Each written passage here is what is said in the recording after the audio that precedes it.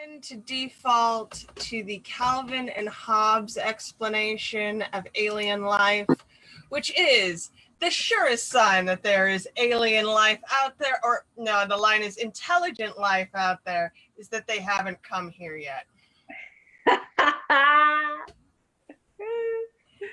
Nice. Tell me I'm wrong. I really think that the Prime Directive would be applicable to the civilization at the moment. I think people should maybe go back to Star Trek and watch it a little harder, because they seem to have missed some shit. Yeah, Gene. I'm kind of glad Gene's not here. He'd be like, I told you. Yeah, rolling in his grave, I'm sure. There's some crazy stuff. So KFC is starting to print 3D chicken nuggets. They're oh yeah. Now you make this face, but in fact, and nobody seems to, like, I need geeky people to really, get down on this with me, because this is a precursor to a food replicator. And I truly believe that universal access to food will change the game for everyone. I'm into that. What I don't like, really, fast food is the first thing we're replicating, not apples. But okay, I mean, like the mechanics of it are, yes, but I hear you, and everyone's complaint is, well, is this different from GMOs? No, it's literally a GMO. It's genetically totally modified food organism. But that's a difficult question to have when you're talking to someone who is starving. And if we can turn protein matter and waste supplies, because that's theoretically what we would use to feed a replicator. Nobody wants to talk about that gross science. But in fact, it's the refuse that is used to feed replicators. So it's all hot dog? Basically. Yeah. I mean, in Next Generation, we don't really talk about it, but when you get farther into like Voyager and Deep Space Nine, they talk about how shitty replicated food is. Like, there's clearly a standard that nobody wants to eat replicated food. It's just replicated food. It's not the good meal. It's just the MRE that comes out of the hole in the wall. Well, I like it. Like, I mean, there is the ethics. I think the ethics of all of this is really fascinating, because, like, environmentally, like, what's going on now is there's a lot to be talked about as far as all the disposable things. We quickly obviously don't give a flying fuck about the environment, because everybody's like, it's disposable fucking everything in the name of safety. And although I really believe that stuff should be like kept for hospitals, it shows us, if we look at, like, that is not going to be our solution. Our solution is going to be, what are we going to do with this stuff, because people are not going to stop using it. So back to the food thing, it's like, it would be great, like, if you're going to save things, the taxingness, I don't know, the food availability is huge for people. Who's going to be able to replicate food the fastest and the earliest, though? Because really, is that going to be available to people who are already in a food desert or in food shortage? Well, yeah, let's be honest. Replicated food so far is actually cost prohibitive. So if we look at the true meat replacements, you have to look at, like, the Impossible Burger. And then you have to look at how much an Impossible Burger costs at Burger King versus a standard Whopper. So clearly there's a gap, right? I mean, I don't think fast food is cheap anymore. Like, I don't get it very often. I was like, it's $10 for lunch. Well, if you're going to have a $10 lunch, you probably could go to a food truck or get a salad to go that are better choices. I've never spent $10 on a meal at a food truck. And as a connoisseur, I feel like that's worth pointing out. Yeah, or Del Taco has a Beyond Epic burger or burrito, which is pretty good. But it's $6 or $7. I mean, it's not, when you look at a food budget of a person daily, Yeah, like I don't know. Like, are you gonna make heirloom tomatoes cheap? Or like, are you gonna make stuff that tastes good cheap? Like, because quality is, for me, finding. I live in a place that has a lot of choices, but finding good tasting food, just the way that we've been shipping produce and eating a lot of fruits and vegetables, is finding things still, even when you don't care if they're $5 a hallock or something, that they taste good and they're not covered in pesticides. Not to mention that organic food is more fragile. It ships less. Homegrown stuff, you have to eat those. I got Marion berries and they were 2 days, and I just paid $9 for a pre-cooked cod fillet. So like, I hear you about the availability of options, and part of me was like, what the fuck am I doing spending $9 for a piece of fish? But I also know where it comes from. I know how it's prepared. I spend a lot of money to eat high quality food, and I'm aware of what a privilege that is. Well, there's some the subscription boxes. I love some of them, other than the fact that the huge amount of waste that they do create, and the fact of shipping and the eco footprint.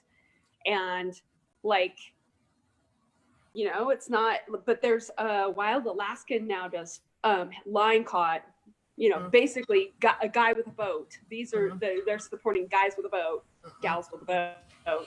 I have some friends who are women who own boats, but yeah, like they're supporting that because the big fisheries just aren't such a deal anymore. But the box is $125, $150. So you have to be outlaying that. And to be able to have that great quality salmon, and it's, like, I don't know, like, what do people do? I feel my sadness for fisheries in that it's one of our greatest abundant sources of food, and has become contaminated, overfished, and now they're saying like there's limits on recreational fishing, which is, I bought one crab in my entire life, and I'm a huge crab eater, and now I can't. If they're getting harder and harder for me to get, commercials still open, and they're harvesting. If you watch Deadliest Catch, which I love, I haven't been able to find commercial mahi in about the last 4 months, and I know that this is a supply thing, because in fact it's mostly just been removed from the shelves. Like, the tags are gone now.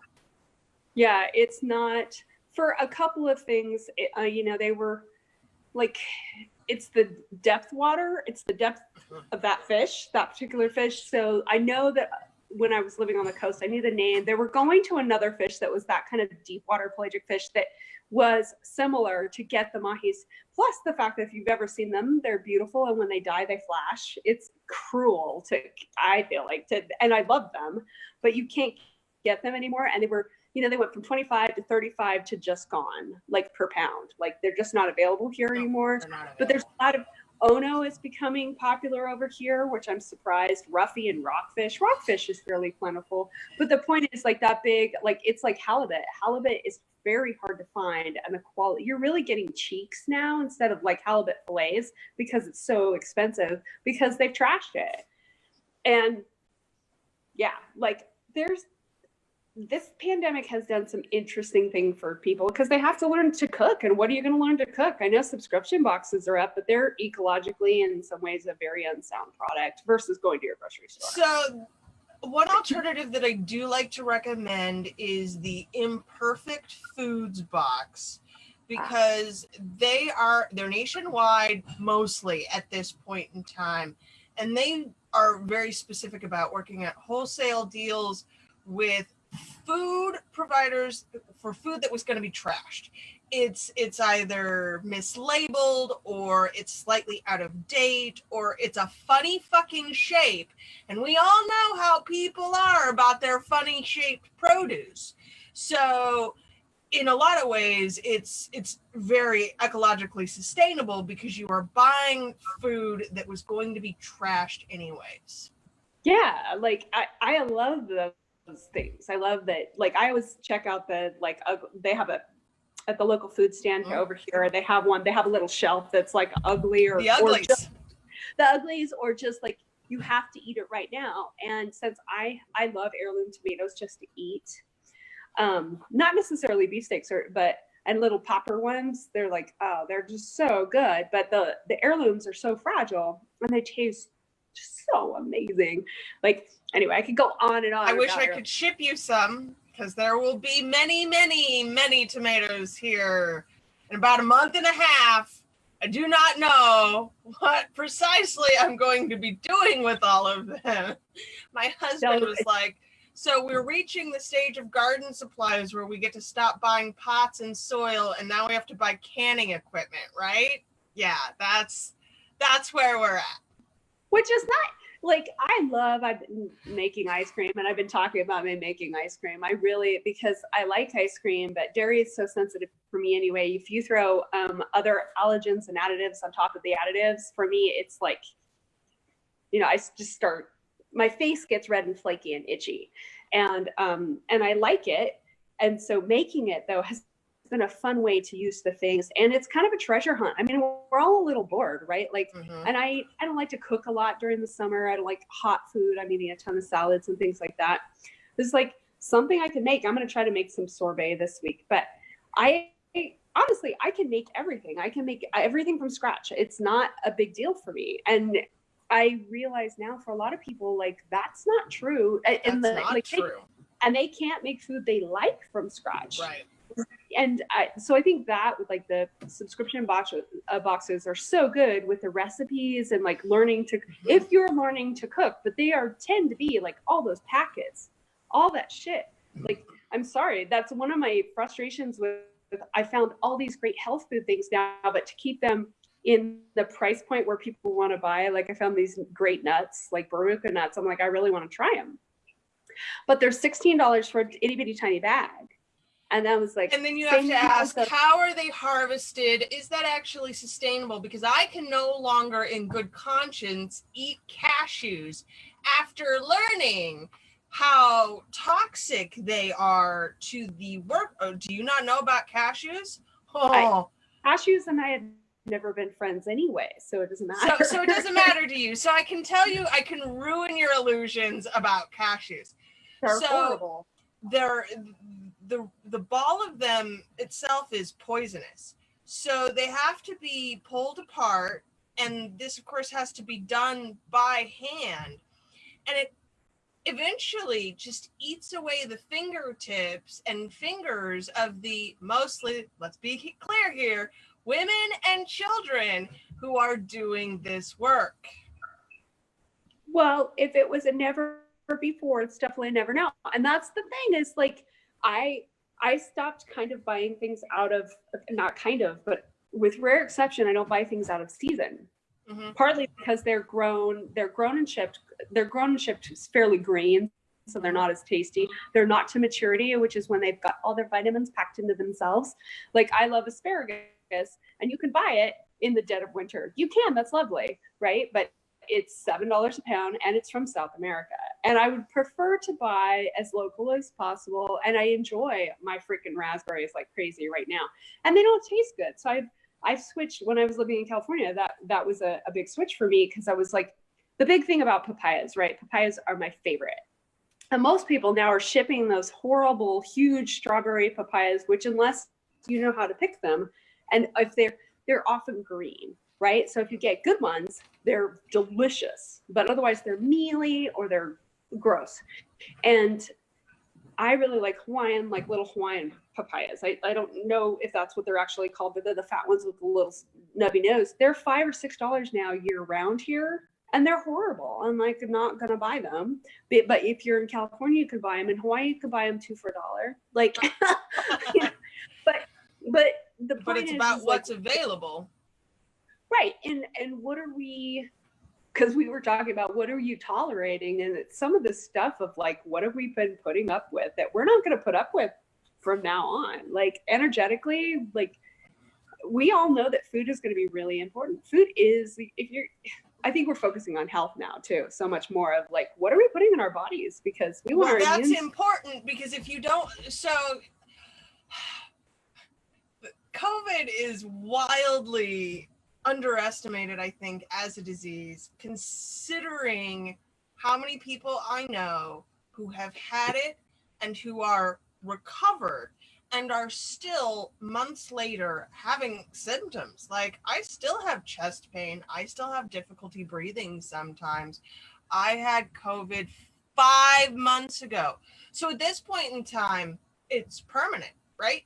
It is what my body responded to, and I probably have, if we were to look, probably have little blood clots, because that seems to be how COVID attacks the lungs. So it creates little mini blood clots, which causes the collateral alveoli to have to overcompensate, and then they produce too much mucus, and then you basically drown in your own mucus. It's fun. Good times, good times. So health then, being healthy, is really important right now. It's maybe the most important thing you can do for your body right now to make sure that you don't get sick.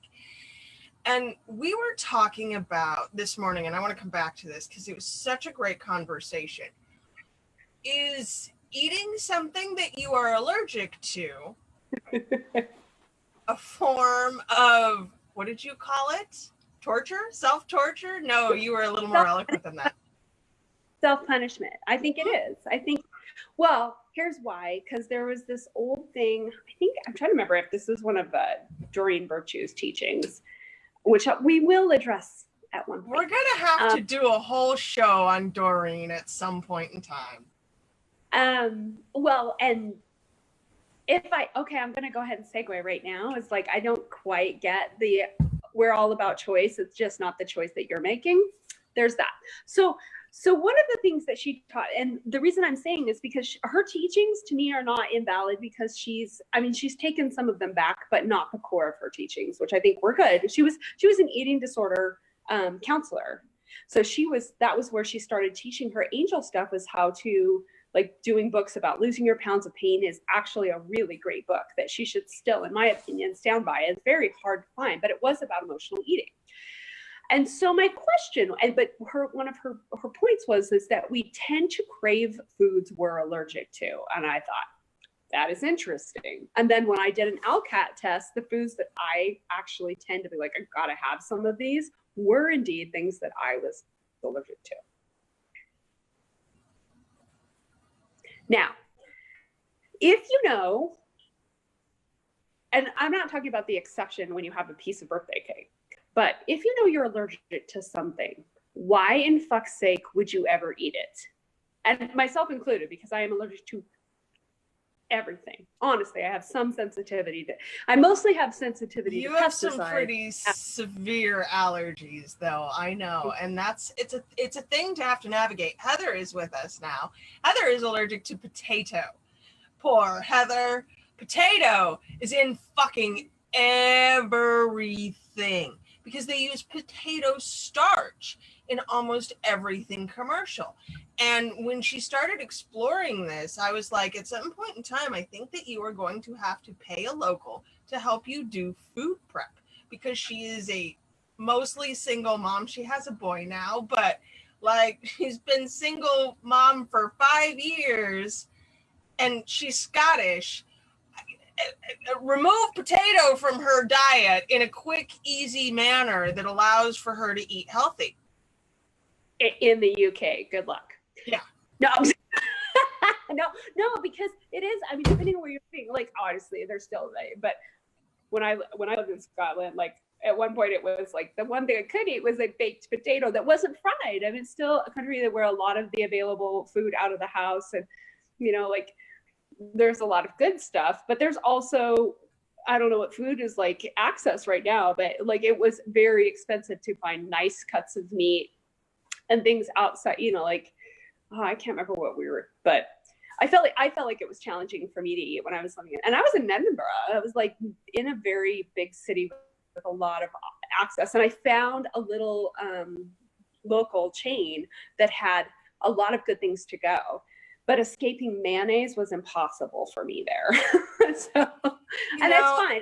I'm okay with it, but it's on the other hand, they don't have the artificial colors and flavors that we seem to tolerate here in the United States that my kids are all allergic to.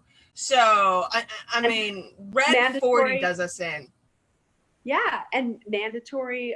What I found is when I was in France, and I confirmed this with a baker friend of mine who lives in South France, and about patent flours, was that the patent flour in like the US is automatically enriched. And even, I think organic flour is even enriched, right? It's automatically enriched. And part of the enriching doesn't work for me. And it's a different, we also have high protein flours. And then when you go to the different wheats, some of them don't cause as many reactions in people with celiac. And like, I was like, I can live on bread and friends all day long and I do not have a stomach ache. Here, a pizza and I'm dead for days. And right?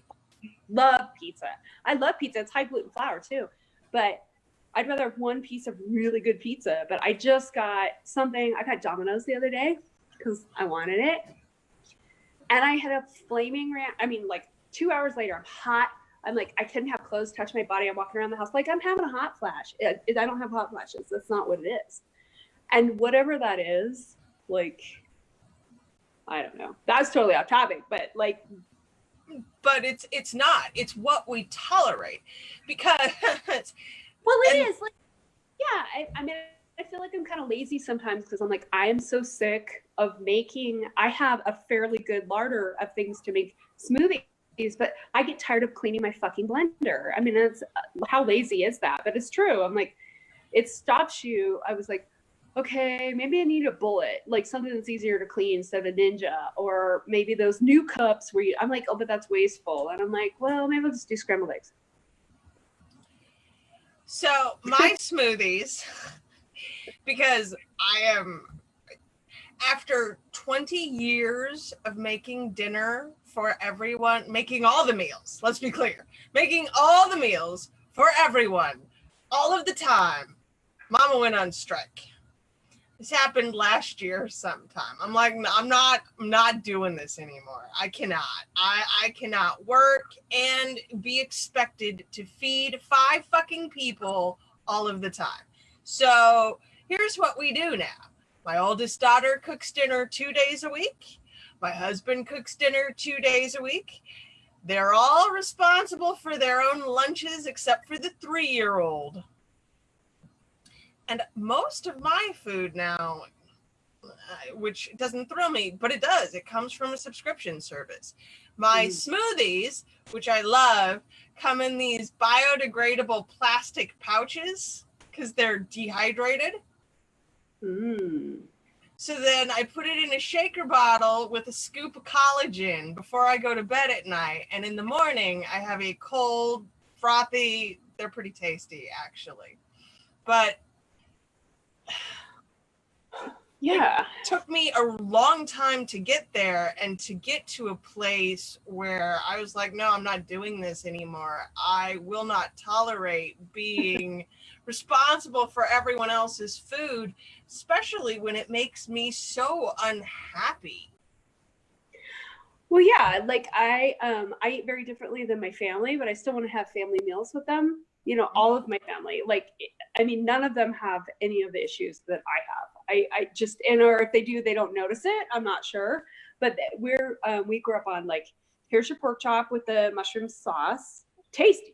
Oh my God. My mom's food's amazing. Yeah. Like, take away from it. Like, but beef stroganoff, mac and cheese. And my mom's a rail. She's a tiny little, you know, she's never struggled. I don't get it, but my weight sent me towards health in food, which then when I tried to go, like I did Jenny Craig in my 20s, right? And that food is so overly processed that's when I realized, I was like, this stuff makes me feel terrible. Like I lived on Yoplait yogurt, which is barely food. I lived on Diet Coke, low fat, blah, blah, blah. And I was like, I was like running 45 minutes a day. I was a size 6. Let's be clear about how disordered your eating habits were here. Holy shit. Like, No, like 1,200 calories a day, 40 minutes of exercise, hard running a day, weight training 5 days a week. And I was miserable. I would like faint every couple, like if I couldn't eat within every couple of hours because I was so sugar heavy. But that's what they told me. And it was funny because I was just tapping on this a couple of days ago. I was like, oh, I have the memory. My family took me, this is very painful, but this is like to share with people how deeply rooted this can be, is I don't ever remember, I was never a skinny kid. I pretty much had the body I have. Right. I don't know that it's a set point, but it is what it is. Right. I've never been skinny. I've always had big boobs. Well, 10 years old, I was a C, right? Like this, sorry, but it's true. Like and it was very uncomfortable for me. It was because it was early and I got picked on. I was tall. I was 5'6". Like I just kind of went 10 grown up, and I'm only 5'6" now. And, you never grew up. What are you talking about? The body was like, I'm ready. Let's party. I think part of it, if you can, I think I was like, I'm ready to be independent now. Thank you very much. And off I went. But I remember going to the doctor and sitting with, like, this is the stuff that I really am working on now with my health, because I'm like, I've never wanted to do it from health. I did it from acceptance, and I don't want to be fat, and I don't want to punish my body. I don't want to hurt myself. I don't want to do these things. Like, I don't want to, and as I've gotten older, it's like, I don't want this weight if it's going to cause diabetes. I don't want this weight if it's going to hurt my heart. I don't want this weight if I'm doing things emotionally to create situations that I'm making bad choices. And then I had this memory I hadn't remembered at all, as that my parents took me when I was 13-ish to a specialist at Harborview Medical Center, which is the trauma medical center. And I knew it was bad because that was the special hospital, right? And they took me and they ran me through all these tests and they stuffed me full of shit I never got to eat, like red vines and brownies. And I was never allowed sweets as a kid. Except for the diet aids. I was on diet pills when I was 6, chewable ones, like aids. They were called aids. They were caramels with dextrose. Holy shit! I remember that. This is where our age disadvantages us slightly, because the 80s were a wild time for diet shame. No. Yeah, it was like, and then my, to add to it, that our neighbor, my mom's best friend, her daughter was a model for Sears and Campfire, and she was like blonde and perfect. And it was like, I was like, oh, I traced a lot of shit this summer back to that. I was like, I'm not even going to buy that shit anymore. Like, who am I fucking hitting? Like, not pretty stuff. But that's really where a lot of our body stuff comes from. And we think we dress health up as really like self-hate a lot. And that's kind of where that conversation came from. Is that, so then we go to these doctors and they're like, you have this thing, you have a disease, you have this, and hyperlipidemia, which, by the way, is what happens when you consume too much fat. It's not a disease. It's a syndrome caused by, it's pre-diabetes, but it's from garbage. And I'm sure that I was protecting myself at a very young age. I have identified that where people say now, I don't know how to do human very well. I don't know how to do human very well. I'm a very spiritual person. And coming into this body, I was like, why isn't it faster? Why isn't this easier? Boom, boom, boom. Why can't I do these things I can do in the spirit realm, right?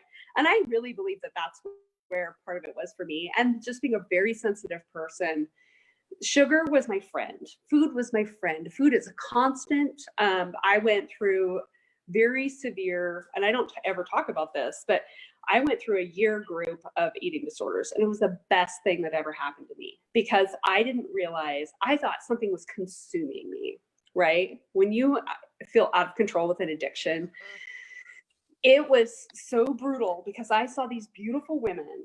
I was in there with one woman who had, she was bulimic. And so she had she had been in the hospital. She had nerve damage from starvation. So her fingers did this. She had no teeth enamel anymore because she'd been throwing up so much. And they force fed her to weight. So she was at 117 pounds or so, and no muscle, because there's no muscle left once you get down to the sub hundreds. And she still wanted to do it. And it broke my heart. I was like, and it was like, okay. And then I had another girl, like, it was just really, really powerful. There was one girl who was really, really thin and she was anorexic. And, with like eating disorders, there's kind of a hierarchy. If you're an anorexic, you're better than me because the bulimics are still eating. It's fucked up. I remember that, though. I do remember that. I remember that from my own time in the wards. Like, the fact that I could starve myself instead of throwing up somehow made me morally superior. But the dysmorphia is a real thing, and yeah, and I see more of that now because I have friends that are still actively anorexic in their 40s. And I was bulimorexic, which is the like starve, binge. And I have never been a puker. I can't puke. Even when I throw up, like when I'm sick, like I've thrown up 4 times in my entire life, maybe. But it was when I realized this was the moment for me. I was like, this is deeper. I'm like, why am I so fucked up? Right? Was like, because I just wanted to get it off. Is that I met this girl and she in the group and she was fucking gorgeous. And I mean, fucking gorgeous. She had like perfect skin and huge blue eyes and naturally tan. She looked like Brooke Shields, right? And she was curvy in the most sexy way. And she was like suicidal. She wanted to kill herself and she would throw her scale out the door and like scream and throw herself into walls. I was like,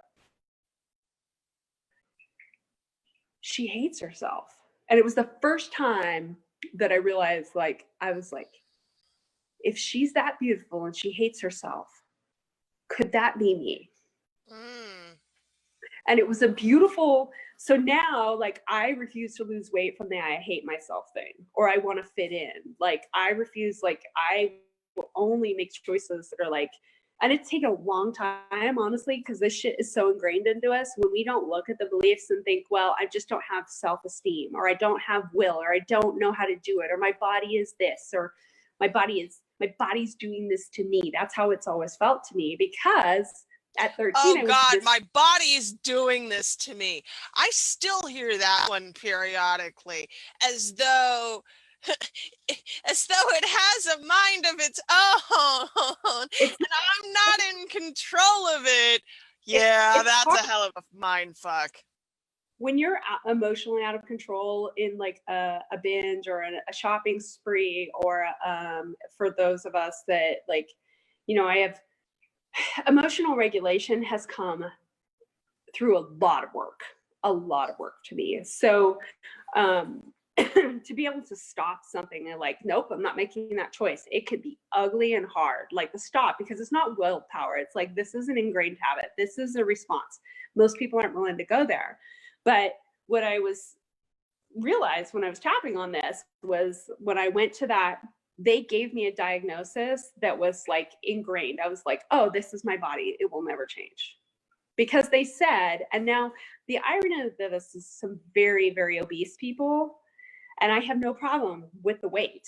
But we're talking, these people were 250 to 300 each, working in an eating disorder clinic or in like a health, like a weight clinic in a hospital, saying, you're going to be fat your entire life. I'm 13 years old, and I have been told that medically, I am going to be fat the entire life. Nobody ever thought to ask, are you okay? Are you okay? Well, and the judgment there is pretty profound. And they didn't say you're struggle with your metabolism. They said, I can remember what the guy was wearing. I hate blue suits. I hate cheap polyester suits for many reasons. But I remember him saying, you will, and it set me up to, I don't have to exercise because I'm fucked. I'll never be fast. I'll never be an athlete. I'll never this. My metabolism sucks. I'm just screwed. Thank you for that diagnosis. Took me a long time to be like, I can't believe I'm saying this on camera, but honestly, there's no emotional charge because it's not true. It's not true. My metabolism, I like to think of it as being incredibly efficient now, because that's one way to look at it, is that I don't need a lot of food, because when I eat a lot of extra food, it becomes useless extras. It's, been packed for a while. Heather says she gained weight within the last 2 years. She says up to 70 pounds, which is pretty extreme. And it's because she let go of the iron fast control. And Heather, I know you are very disgruntled by the weight, but the other part is that you've really relaxed into who you are as a person too. And that's an interesting dichotomy that we all have to deal with. Like, as I sit here with my own weight issues, I mean, when I was nursing my middle kid, I was under 100 pounds. Like, my metabolism was so fast, I was eating 6,000 calories a day. So to be here and to be back at management it's tough. And we all have these fluctuations, I think. And I mean, I look at where I was a year ago and now, and I'm like, ooh, and okay. But in kindness to myself, I'm like, I hurt myself. So I realized I look at my fitness, just there's some math there. I used to work out 2.5 hours a day because I went for an hour walk. And then I did another hour and a half activity because I paddled 5 days a week, 4 days a week. And I loaded canoes. And I had a boyfriend who was a hiker. And I was writing, and I was like, I had major activity levels. So then I sit around my apartment and like, okay, so how much am I going to beat myself up about that? I'm not. I do want to make the choice of like, I'm not going to tolerate some of this, like this COVID mentality that we've developed is like a little bit like food's all we have left. It is a little bit like, it felt like that for a while. Like all we have left for fun is making food. I'm like, well, I think that's why the sourdough bread thing became such a, let me experiment with sourdough bread. Y'all don't actually know how difficult it is to bake sourdough. I saw that. I was like, I don't know if I'd try that, but that's my ice cream. I was doing jam. And then ultimately with now realizing that like our gyms are not coming back, because I was like, I'll wait for the gyms. And my excuse list is long, y'all. Like I live on the 3rd floor. I don't want to irritate my neighbors with the banging. I'm like, okay, I still get outside, but honestly, my fitness level really does need to be around a couple hours, or I can live on salads. Like those are, I mean, boo. Like those are terrible choices. They're not. So I'm not. So I found a really cool exercise bike that folds up, and so I can just stick it in my corner. I was like, that's good because I like to stand at my standing desk, and when I couldn't stand, it was all that stuff. But also just that level of what I feel like I don't want to tolerate anymore is the hate, the body hate, I think as we get older, you either like hate it more and resist it, or you like deepen into love. You can either fight it or like, we're all getting older. There's no escape. Nobody can escape that. No. Unless of course you have devil semen. No, wait, I'm sorry. I'm mixing up my conspiracy theories. Devil semen is what causes endometriosis, according to Trump's new COVID specialist. I'm sorry, what?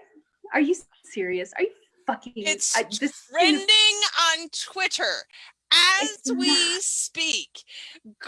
Feel free to go to Twitter and look for devil semen. No, I don't want to. Or not.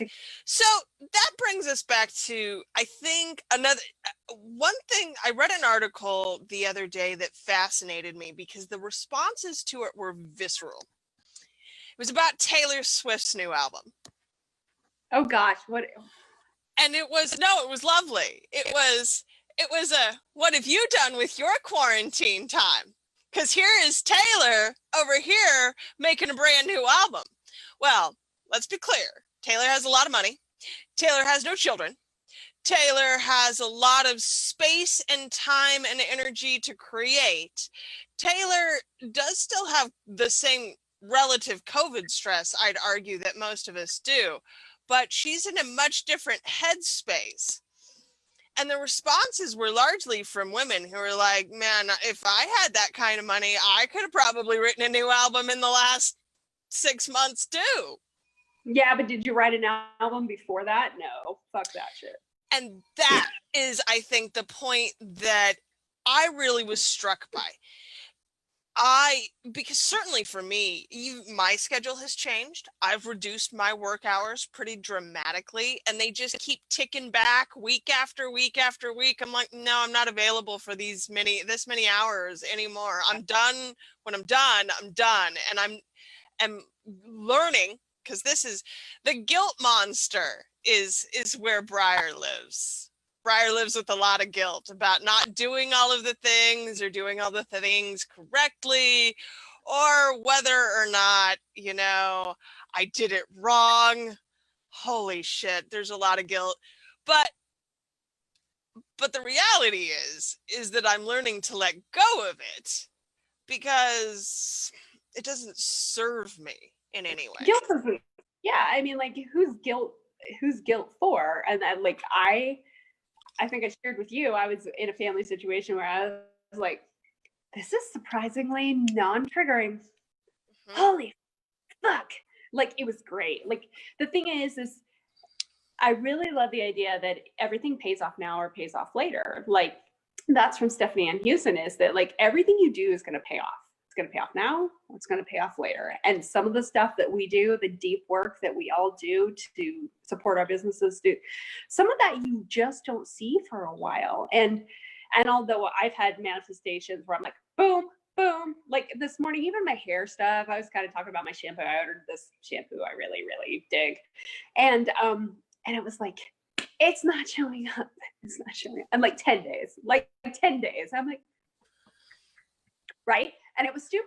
But this morning I was like, maybe it's because I don't feel worthy of, like, I bought the liters. Like, I bought the liters of this super killer. I was like, this is ridiculous. Like, this stuff is so fucking expensive. I was like, but I love my hair. And I'm super, like, I love my hair. It makes me feel super pretty and all of that stuff. And I, like, the minute I swear to God, we got an email shortly after that, like, of like, oh, it's been delivered. I was like, that shit, that's the stuff that makes people go, oh, you're just not aligned. And let's talk alignment shame for a minute, shall we? Like, I hate alignment shaming. Like, it's like, oh, you're not aligned to my thing. You're not aligned to, you are not, and you're not good at what they're saying, what that most people internalize. I'm not good enough. I'm not good.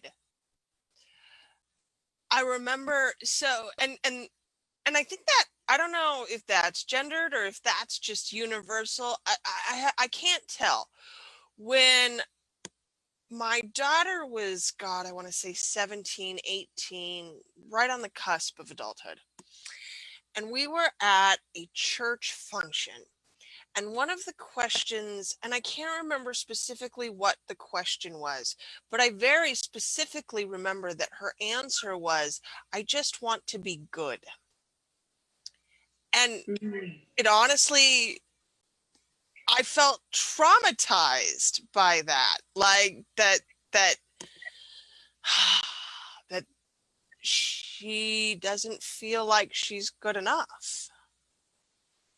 Yeah. That I, as her mother, have clearly failed her if she just wants to be good, because some part of her must think she's not good enough. Right? That's the opposite side of that equation. When we're not in alignment, we must therefore be out of alignment. Those are our only options, right? In this sort of duality that we seem to subscribe to. Well, and where do you get that? Like, okay, I love the thing that, like, you can't have the money, you can't make money while you need money. I'm like, well, that's fucking stupid. I'm sorry, my language is bad today, but like, it is fucking stupid. Have you met me? Do you know who you're sharing space with? Your language is bad. I'm sorry. I have to call you out for that, considering I have a podcast that is largely about cursing.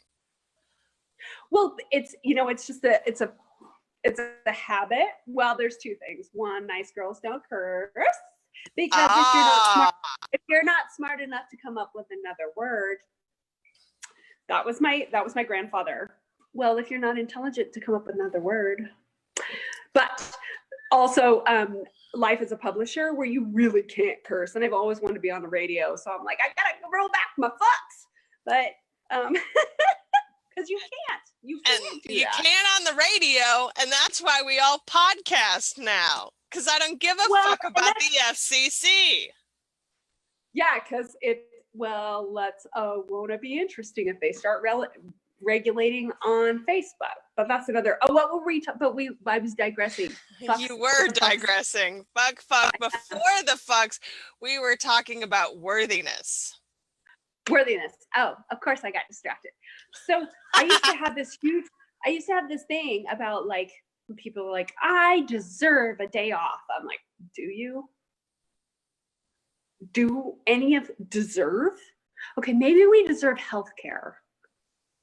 Maybe we deserve housing. Everybody deserves housing. I'm like, deserves. I'm like, what do we deserve in society? But it was a very entitled kind of deserve. Like, I've been good, so I deserve it, right? And I think that's different from like... They act the same way about the Louis Vuitton bags, I feel. I have some really shitty things to say about all of that if anyone ever wants to hear my version of that, but they don't. So, like, a bag is not going to prove your worth. It's not. You cannot say, I'm finally worthy of a fucking Chanel bag. Chanel is finally worthy of you. Because there's so many, I'm like, if you want to be super nasty about it, and I'll get super nasty about it, is like those brands, when you get everybody carrying them, knocking them off and making them a thing and making them fake, they're no longer a luxury item. And that's why, like, why doesn't anyone ever brag about some of the really expensive brands? And I mean, like a Birkin bag, 15 grand. Nobody's ever covering those because they don't have it on the outside, right? Oh, I lust after a Birkin. Because not because it's a Birkin though. I mean, have you seen inside the fucking things? There's so many pockets. A Birkin bag is like my organizational wet dream, man. But it has nothing to do with the status of it. I'm in love with Roger Vivier's shoes because they're little ballerina flats and they're so, so cute. I have a little pink flat and they got the little buckles like the Pirates of Penzance. But the thing is, then you can't show people where you're like, it's like, I love brands. There's a few brands I love the actual stuff like Gucci. But then I kind of wish that the G's were smaller because it's like, you know, I have a Gucci wallet and it's got a little heart on it. It was my 40th birthday present from my mom and it's falling apart. And I'm trying to find a new wallet. This is my quest for a new wallet because it's falling apart. So I need a new wallet. And then nothing ever will have the love of my 40th birthday of my mom giving this, you know, so it's like precious and it's very subtle. It's got this gold part. It does say Gucci on it, but it's very subtle.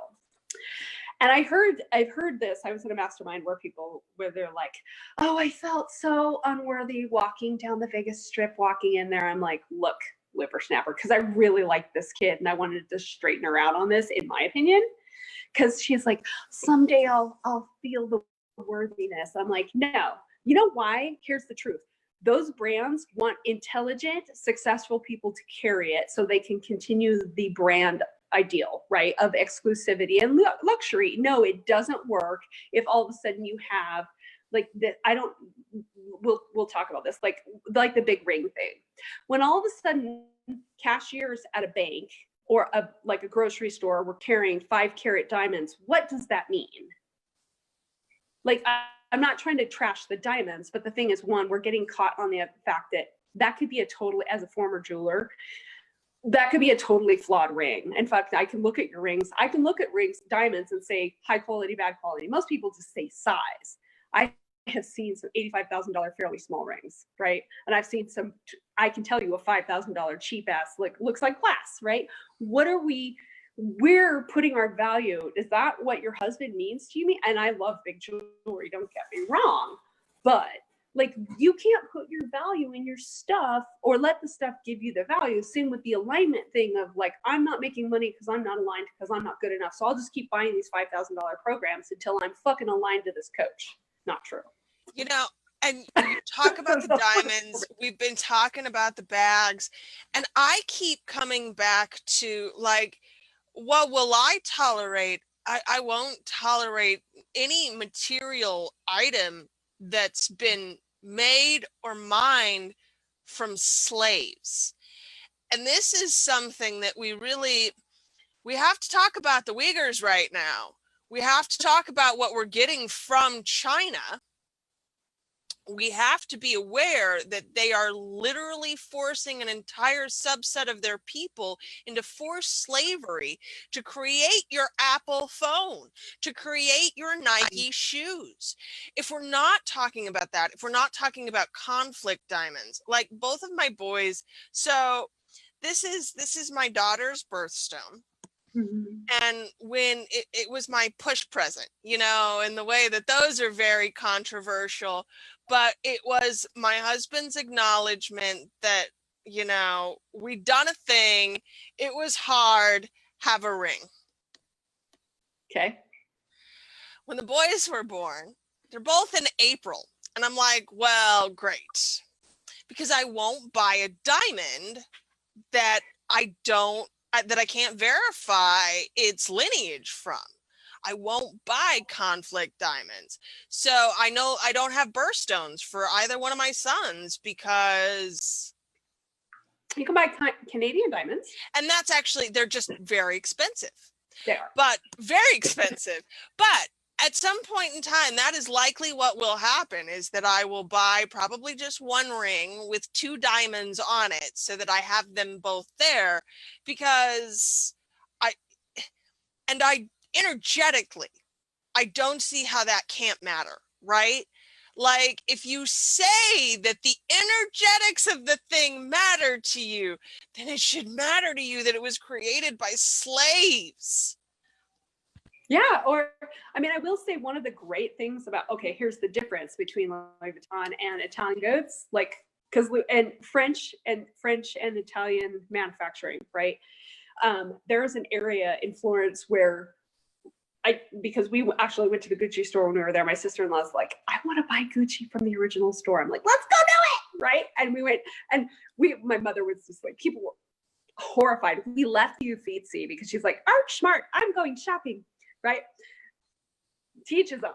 And so we sent my mother to the because I had been to the Uffizi, and so I was like, okay, I'll go shopping. So we went and like raided the Gucci store, which was really fun.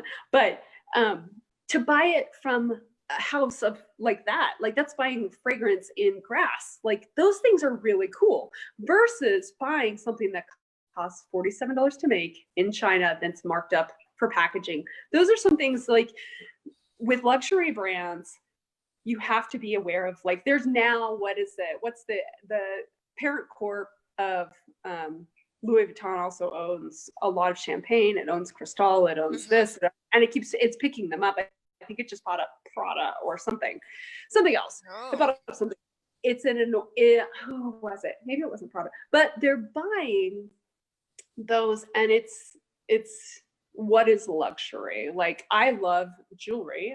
Because I was a jeweler, but I love what's in them. I love that they're all sentimental, but I didn't wear it for a long time because I felt self-conscious that I have fairly large stuff because I'm kind of a large personality, right? I now have a ridiculous anklet that's actually a ruby because I had it forever and it was a necklace. I'm like, why don't I wear it? I wanted an anklet. I'm like, why don't I turn a pretty necklace into an anklet? I have a fucking ridiculous ruby on my foot and it makes me feel fancy, but it's in my house. Like, no one else knows. Like, that's the stuff I think, or my ridiculous hair care products, but what are you, I'm telling you, what was a year ago using VO5 from the dollar store, praying my hair wasn't going to break off, like, because I went through that starving. I'm feeling judged over here with my suave. Let me just say. But the thing is, does it matter to you? Right.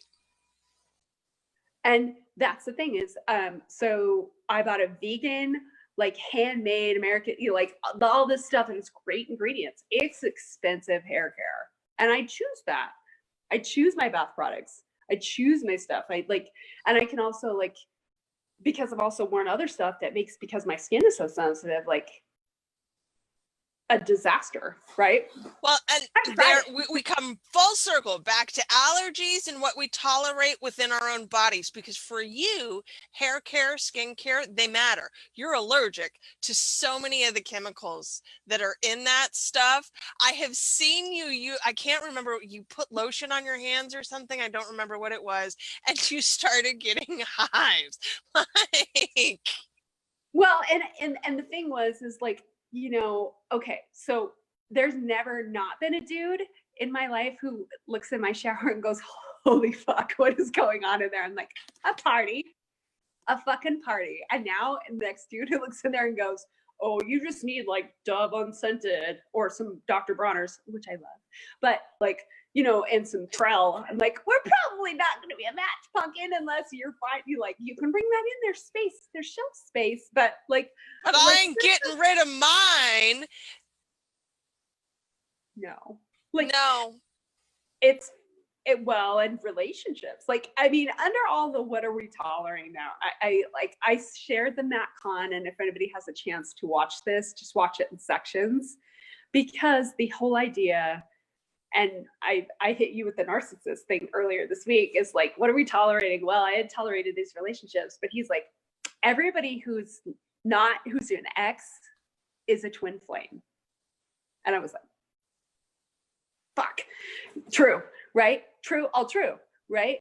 Because I had this delicious date with my ex-boyfriend last week, and I was like, how did this not work out? But we're in such different places, and I don't even know that there's any future there. It was just, I changed, you changed.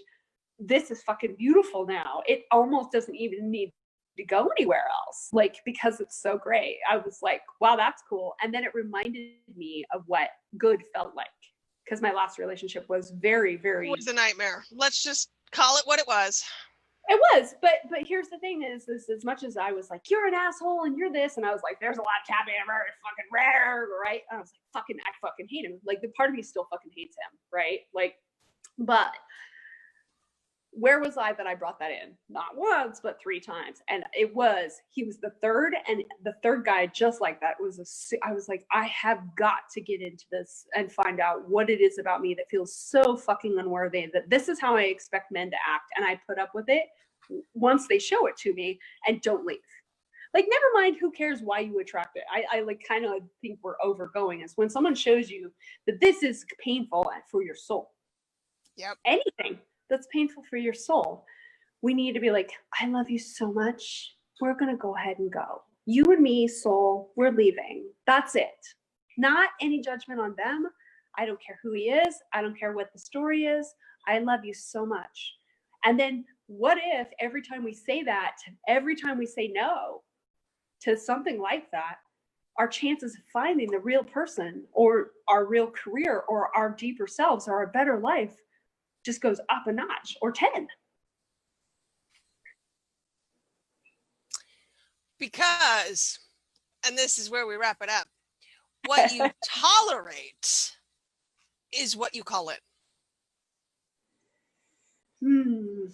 I still believe, yes, absolutely, that the clearest channel that things can come to you in is where it's going to come. So when we're available for abuse, it comes in. Mm-hmm. And that doesn't mean that you don't love it the shit out of yourself more because of like, oh, I'm not going to tolerate this, just gently. Like, really, I encourage a lot of you to, because it's about a self-love. It looks like it's about relationships, but it's about why you pull in twin frames, why you pull in clients that you don't want, why you're not pulling in clients that you would love, why you pull in like the shit that you're pulling in.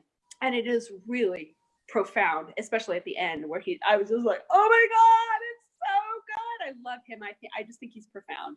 I think he's got some stuff. So that's in the group. Heather, you might want to check that one out too. Even though you have found your dude, it's probably applicable to some of the, how do I put this on air, other relationships you are potentially dealing with at this time. Well, yeah, because I thought it was so applicable to like, yeah, just like, and he does it in such a funny way where you will laugh your ass off with some of it, like the keeping score thing. I was dying in the bathtub. I was like literally like splashing around laughing. Like, this is so funny because we need to just take a step back. And you know, it was a brutal ending for me, and I went through hell afterwards sorting it out. But for me now to be like, what if he was the best gift of my fucking life? Because now I won't ever do that again. And I think that's where we leave it. Yeah. Mwah! Thank you for being here, Miss Heather. This was glorious. And we're coming back on Thursday. We're trying to get back to schedule. So do we have any thoughts on Thursday yet? I don't, not yet. But, it is full moon. So isn't it, or close? Full moon is on Saturday. So very exciting. Maybe we talk the manifestation list idea or some things like that. What are y'all's? Yeah. I'll put up a post in the group. We can maybe see what people are interested in. So we'll go with that. Okay. Since right. we're out of ideas. Talk to y'all later, guys. Bye. Bye.